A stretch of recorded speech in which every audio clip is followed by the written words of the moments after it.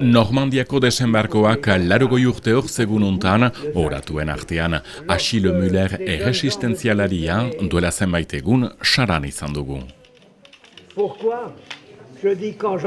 C'est un devoir, parce qu'après nous, il n'y aura plus personne. Munduko bigarren gerla denboran gertatu zena jakinarazi behar da, baitezpadakoa dela dio. Laster, 100 urte beteko dituen koronela gustora dabil aurrekin, hemen bezala saran, gazte hauek ere atsegin handiz entzun dute lekukotasuna. Alemanentzat lan egiteko partez, 17 urtetan, Achille Müllerrek forbaketik, sorterritik ies egitea deliberatu zuen, Ingalaterrarat joan zen, Espainia eta Gibraltarren barna. Et là, j'ai eu la triste vision.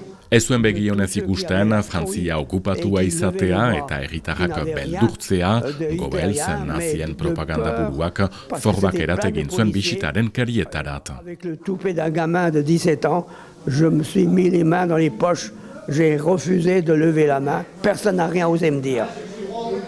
Bere helburua, Charles de Gaulle generala laguntzea, parachutista bilakatuz, eta han Victor Iturria saratarra ezagutu zuen gizon paregabea omen.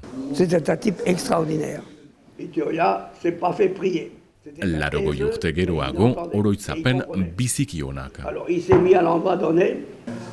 Un type qui ne parlait pas inutilement, qui ne buvait pas, un taiseux, mais sur lequel on pouvait compter.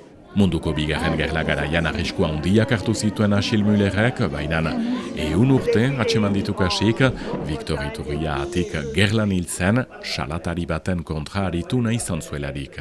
Il a voulu arrêter quelqu'un qui était un dénonciateur, autrement il y avait quand même pas mal de collabos, et ce fut une erreur. Achille Müller erresistentzialaria eta orain historia alditua, lekukotasunak eskaintzen beti, bertziak bertze, Catherine Marchand kazetariaren inguruan, Victor Iturria saratarraren historia ezagutarazi duen berriketariarekin, norat goazen jakiteko, nondik heldu garen jakin behar baita.